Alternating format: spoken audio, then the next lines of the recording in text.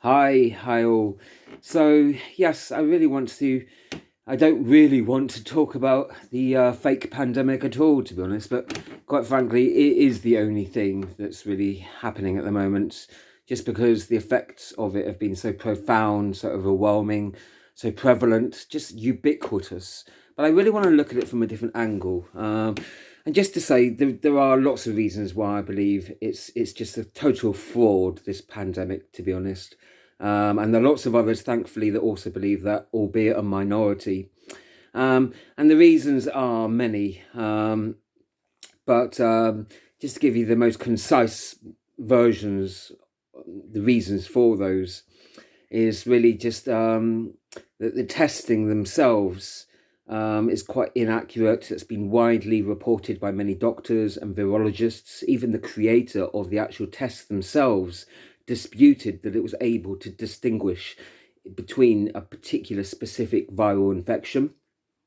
And it even states that on official websites related to the tests themselves.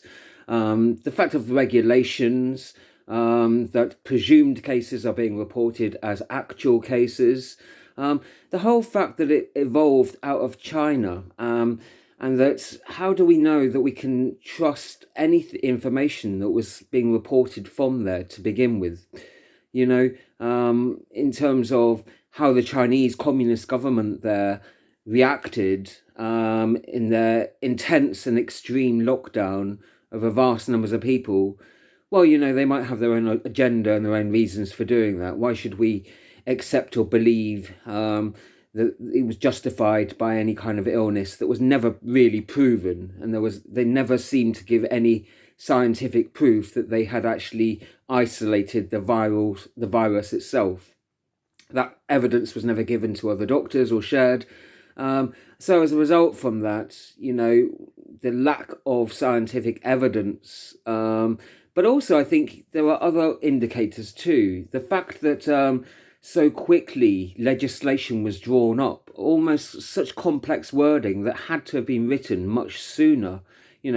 Legislative drafts are very complex documents that take a very long time to accurately write down. But actually, a large document was drawn up very quickly. Large amounts of adverts were produced very quickly. It's surprising. It's almost as if all this was planned, like a plandemic. And when you look at the other evidence, Event 201, hosted by the John Hopkins Foundation. Also, of course, that involved Bill and Melinda Gates Foundation, heavily involved in the alleged vaccines that they're said to be producing. And when you look at it as well, they have that agenda, don't they? When someone has a motive in something, you've always got to be suspicious, haven't you? And there they are saying they want an ID card for everyone with proof of vaccination, and that vaccination certificate or digital version that will allow people the freedom to work places or to travel to different places, and will create a digitalized database to keep records on people that will allow people to have the freedom or not to travel to work, to do various other things. So there's the motive, and that's what it's all been about by the sounds of it, amongst many other things. There may be other motives too as well, there may be a whole plethora of different motives behind it. But if you look, just going quickly back to Event 201, they of course predicted that it would be not just a SARS-like coronavirus, but also that it would come from a zoonotic source, specifically a bat, that would be later reported just a month. What are the coincidental chances of that happening, huh? Bill Gates also predicted earlier that there would be a pandemic coming from a wet market in China specifically. And he's the same person that is trying to push the agenda of the digital ID cards to allow people that freedom to travel. So pretty obvious when you step back and look at the evidence, isn't it, really? It is to me, at least, and it is to many others, thankfully, too, that can see through it all. But what I really want to discuss is how it can be that so many people don't believe that. So many people think it is a really genuine pandemic. And you can tell that they're wearing masks here and it's not mandatory, and even gloves and masks. that they'll wear out, even inside their own cars when they are not around other people, And I understand from the Facebook posts that I've seen and from hearing other people's commentary that yes, it does seem that many people do believe it. They believe it's genuine, that there really are potentially large numbers of people dying.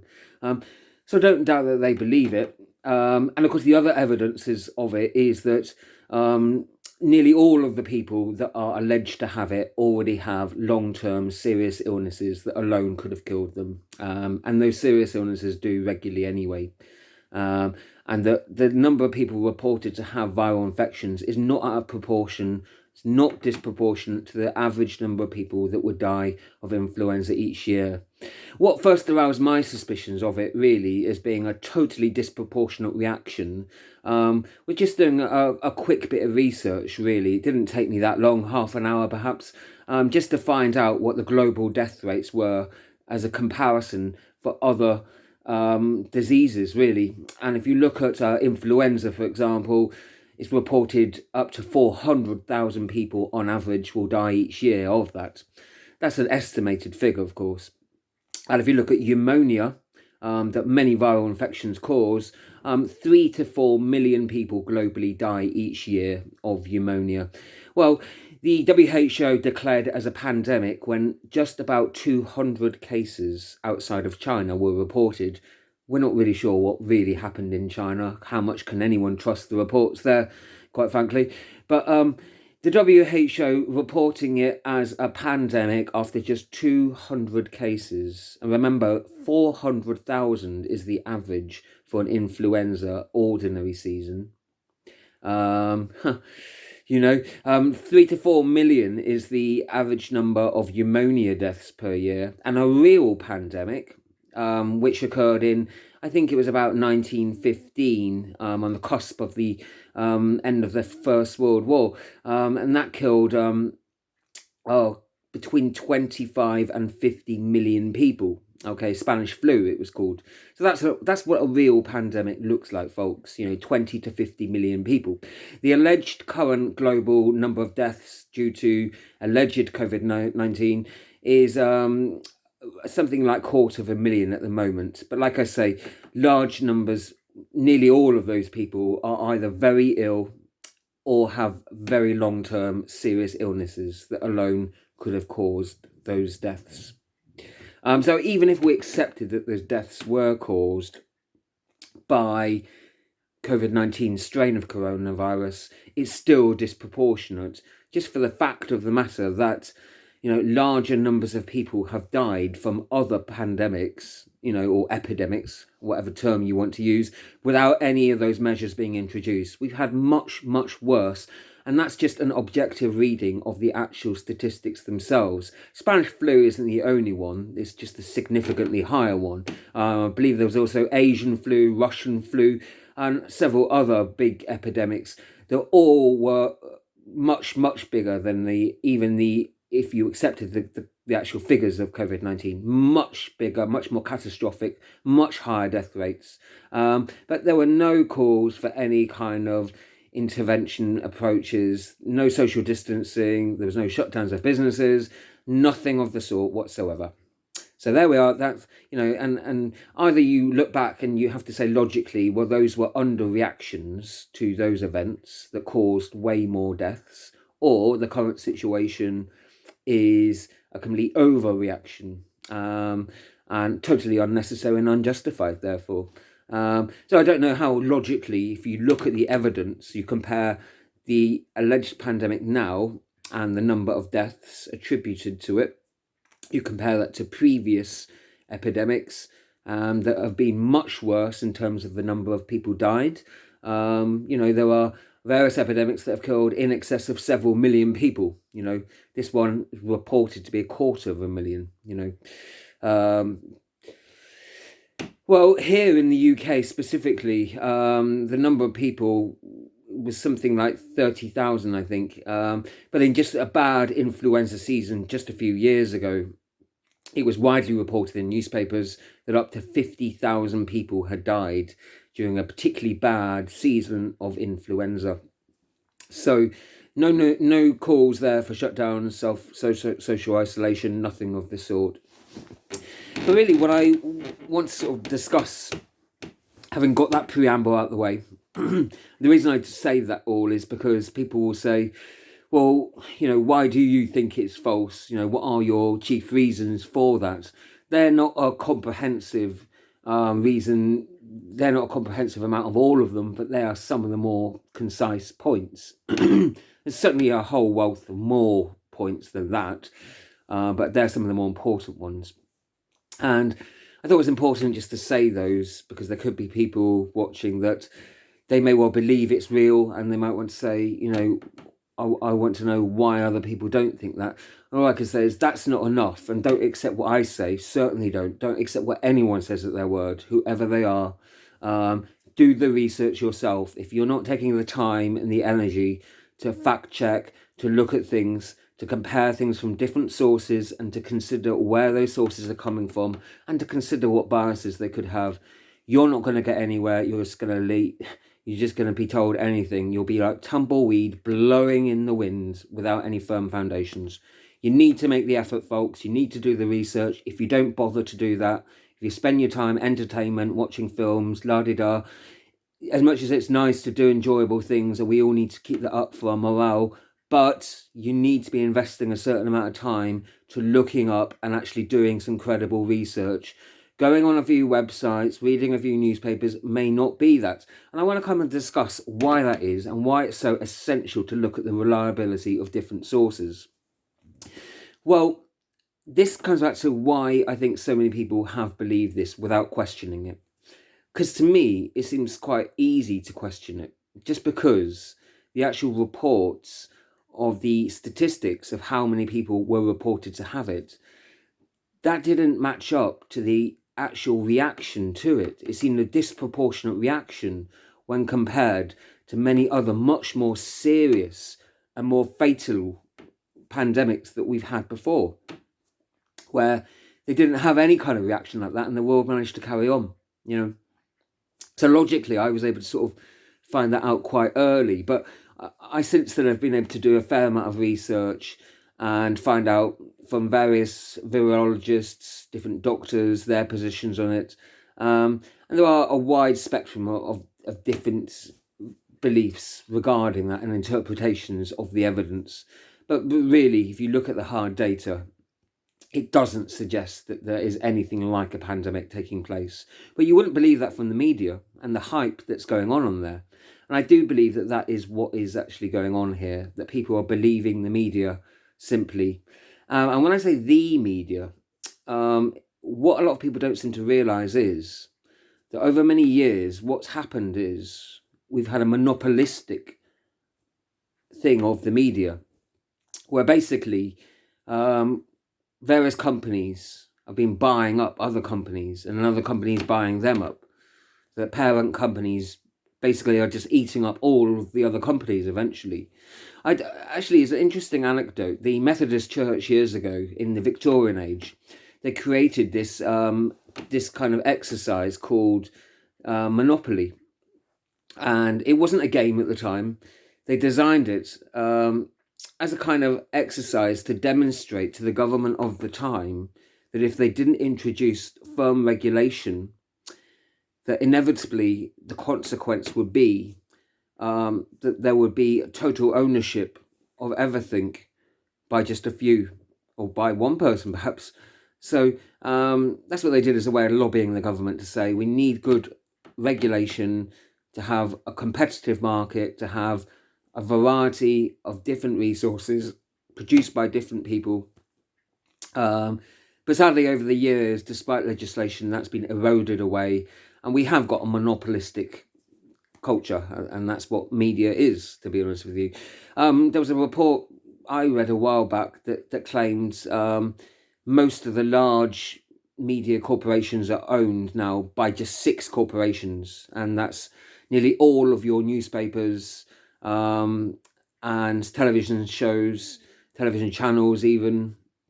And newspapers, magazines, journals, mostly online, of course, now. And they're moving onto the internet now, so they own a wide variety of different websites, of course, as well, and social networking sites, all sorts. So very few people, and this is factual, if you do your research, you go and check it out, you will find out that that is sourced. Look at multiple different sources, you'll find that out, that very few people own and control a large amount of companies. What happens with news, actually, people tend to think that there's some sort of investigative journalism going on, but actually with a lot of news, it's not anything of the sort, to be honest. What happens is they'll buy it in from a news agency, and this news agency produce the news themselves, right? They then sell it to the various companies, ITV, Channel 4, Channel 5, BBC, CNN, ABC, CNBC, and so on and so forth, Fox, etc. So the news agency create these news, they sell it, to the Times, the Guardian, and so on. And now these different news companies, these channels, they're not producing their own stories. They may produce some of their own stories, but what they'll do is buy in these stories from news agencies. And that explains why you will get the same stories on different channels. You watch BBC News, ITV, Sky News, same stories each day, isn't it? Do you ever find that odd? It's not odd. The reason it's not odd is because they buy it from the same source. So sometimes they present it slightly different, they word things slightly differently, and they do have some other stories that may be slightly different as well. But for the most part, their main storylines that they go with are always the same. And there's no coincidence in that. It's not because those are the most important stories necessarily. It's because they buy it from the same news agency that produce it. And that's all. There's no wonder behind it all. It's just simple as that, really. So the actual people presenting these stories, they often have got very nice mannerisms, haven't they? They're very articulate. They've got very good oration skills. They pronounce things very well. They've got a lovely smile, very nice gestures. They're well presented. Got lovely makeup and costumes on, haven't they? They're really much actors, to be honest with you, though. They're not investigative journalists. They've not gone out and researched what they are talking about. They've not gone out there and fact-checked. They've not gone out and interviewed people. They've not gone out and spent hours or months researching a project, talking to various different people, looking at different sources. They don't do anything of the sort. They're given a script. They learn it within a few hours or however long. They read it off an auto cue, and they just present whatever it is. They have no knowledge what they're saying is true or false. None at all. They may suspect it's true, or they may suspect it's false, and I don't know about that. I'm not in their mind. I don't know their intentions. There may well be news presenters that absolutely believe what they're saying is true, and that may well be. There may be others that have suspicions about it, but their salary tells them not to. I don't know. I'm not in their head, and I'm not their psychiatrist, thankfully, so I don't know what really motivates them. Whether that's to be a help to the public and to spread good information, or whether that's to earn a good salary and to keep in their lifestyle and their job, I don't know. I can't judge them because I don't know that, what's in their mind or what's motivating them. But either way, they really don't know. They haven't done the hard work investigating. They're just given that information on their lap, and then they have to present it to you. So they're really actors in that way. They're presenters. That's what they are. They present the information to you. They don't go out and find and investigate and question the information. There are none of those processes that take place. It's not investigative journalism. It's just presenting the information. And some of them do it very well. They've got a wonderful sort of technique doing it. There's lots of good special effects. They've got wonderful charm and good mannerisms, wonderful pronunciation. I admire that too. I wish I could do that a bit better sometimes. But whether that's truthful or not, though, is another question, isn't it? It may well be, like I said, that they might believe what they're saying. They may not, and that's not for me to judge, because I don't know each individual journalist, and and I don't know what their backgrounds are or influences are.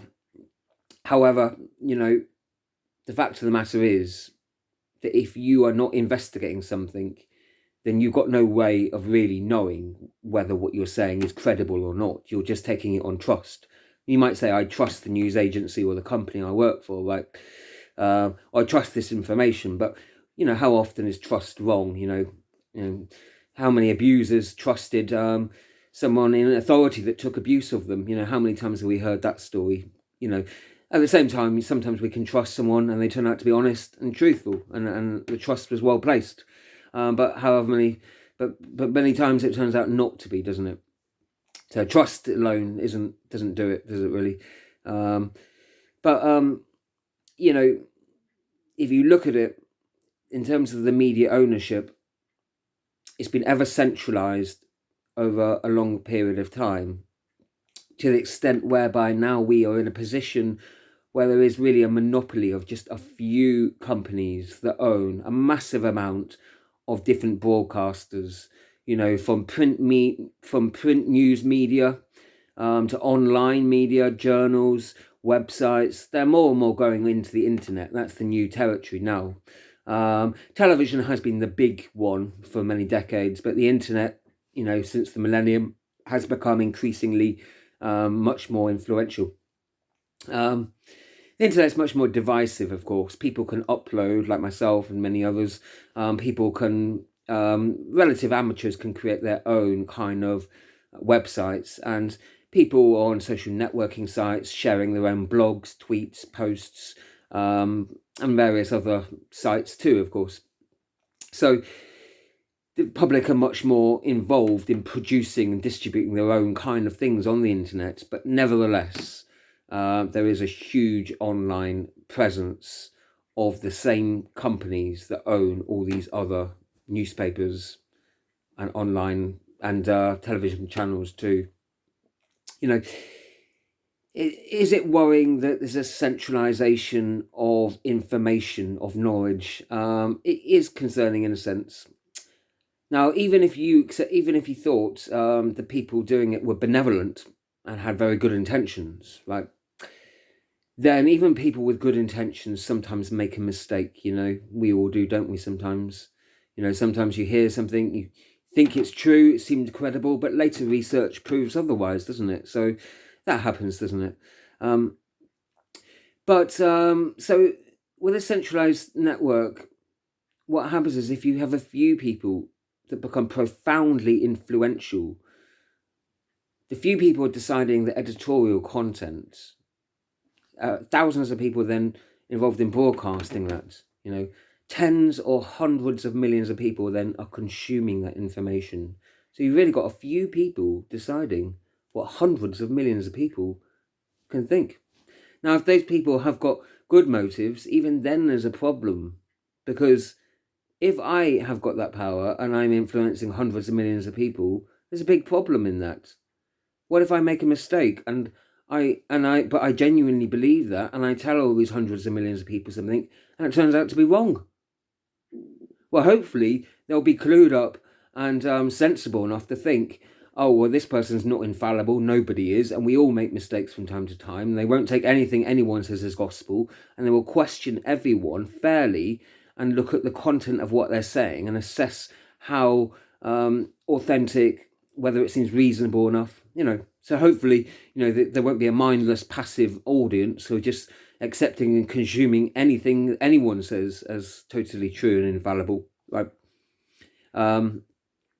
But I think a lot of people accept that there is something true when you hear it from so many different sources, because you'd say, well, there's got to be something in it. Otherwise, everyone wouldn't be saying it, would they? I wouldn't be getting it from the local newspaper, a website online, loads of websites online, friends on my Facebook. I'm getting it from someone down the road.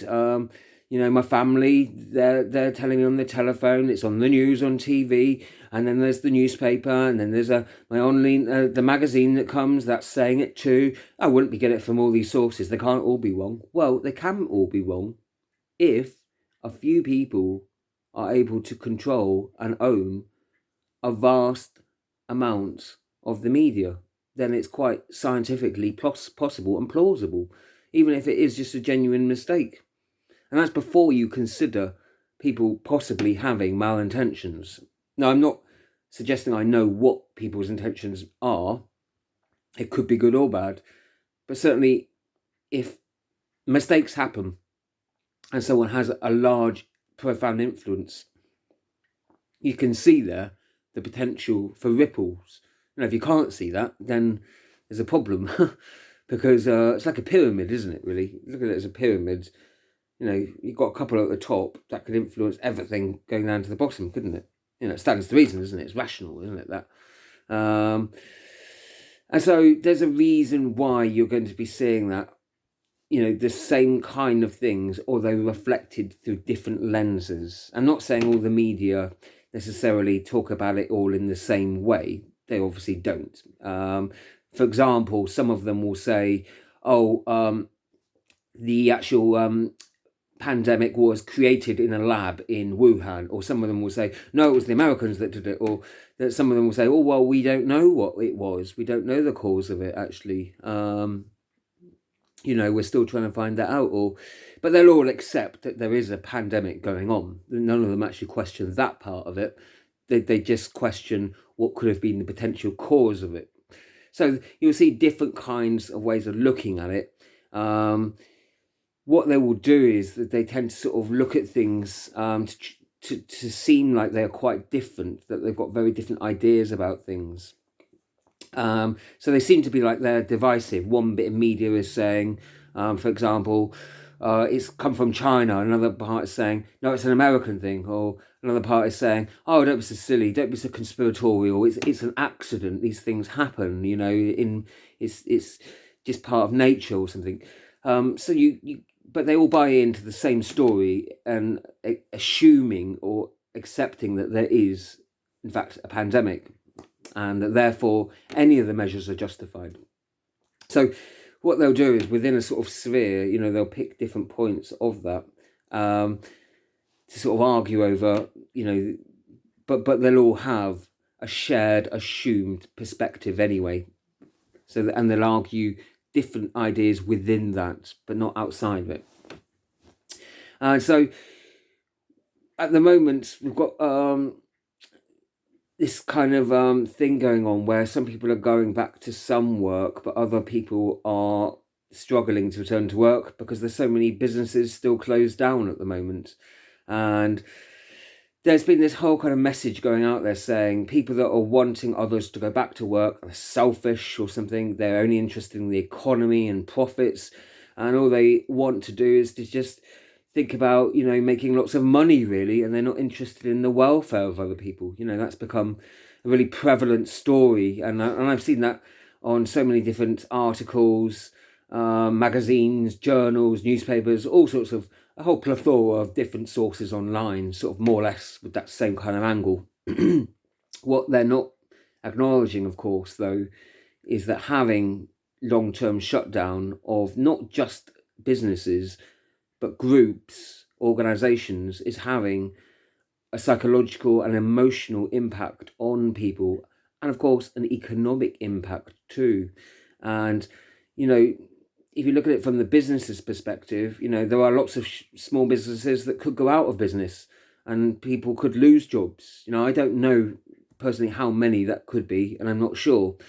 At least here, I believe that they have agreed to pay full off the wages to the workers of the businesses forced to close. But I don't know how other small businesses may be affected or not. I don't know the extent of that. But I do know that people have been adversely affected by these decisions, by the shutdowns, the self-isolation, by the social distancing. And not everyone's been affected by the same amount. We wouldn't be, of course. For many of us, it's been okay. Some people are paid holiday and there's been perks to it. And, so it's, in some ways, it's had some good things as well as bad. It's been good that we've had time to spend alone, to have time to ourselves, that you have time for art, for reflection, for many other pursuits. But in some ways it's bad. If you think about a lot of very at-risk and vulnerable groups in society, people with long-term psychosocial problems, mental health concerns, many of whom are lacking any adequate support networks. And it's a real shame that those things weren't considered before all of this, actually. There's been a woeful underfunding, and through austerity, cutting all the budgets of social services like those. And so this has sort of made a bad situation worse, really, in that regard. So no wonder that we've seen an increase in calls to crisis hotlines from all different countries that are experiencing this. You know, America and Europe in particular, though. We've also seen an increase in calls to domestic abuse hotlines, to Childline as well. You know, think of all those children that are now at home with people that are potentially aggressive, or, you know, suffering domestic abuse potentially. You know, rather than being able to go out each day with their friends, or to go out, you know, it just seems it's not just the economic impact of this. That is an element to it, sure, but there is more to it than that. The psychological consequences for some people, and it may only be a small minority group that have been seriously affected by this, but there's probably a much larger group that will be affected seriously if it is allowed to continue much longer, right? And especially children, if you think about their development, how essential it is for them to be able to have that interaction and socialization with others in their peer group, with their family, and also for their parents too, to have that support from the wider family as well. Just how important is that to the child's development? And okay, if you take that away for a few weeks or months, but there are people talking about social distancing for years even. I can't believe they'd even be contemplating it, quite frankly. But unbelievable, really, to me. But it's not just young children, of course, that have been affected, and the mentally ill as well. But when you consider another aspect to it is people with long-term physical illnesses too. You know, there are people having treatments that have been cancelled, you know, and hospitals that are reported to be half empty. They have literally never known hospitals to be this empty. This was true a couple of weeks ago when I found the research about that. Up to 40% of acute beds were empty. Unheard of. 50% attendance on A&E down in this country. Unheard of in this country. Just unheard of. And when you think about all of those cancellations of treatments of people who are seriously ill, and not only going through an illness, not only not having those treatments, also having the social distancing and not support from other people, and the added stress and worry of an alleged pandemic. My goodness, you know, no wonder some people are struggling with it. But not everyone has got serious physical or mental health problems, or is a child, or has dementia and requires a carer to look after them. And not everyone is in a vulnerable position and is going to be suffering like that, okay? So I accept that some people will probably be relatively okay, and it's probably not affecting them so badly. From my own perspective, you know, I have an illness where I'm trying to get treatment to find out what it is. I haven't got it diagnosed yet, so I don't even know what the cause is. But they won't do any tests or scans to find out what the cause is, because everything is cancelled at the hospital. I'm going to try again tomorrow morning and call, but I was told quite some time ago now, don't bother, no point. That's what the doctor said. Everything's been cancelled. And so when you think about it, you know, I can understand maybe people cancelled it because they believed there would be a pandemic, and in anticipation there would be a flood of infectious cases swarming through the hospital.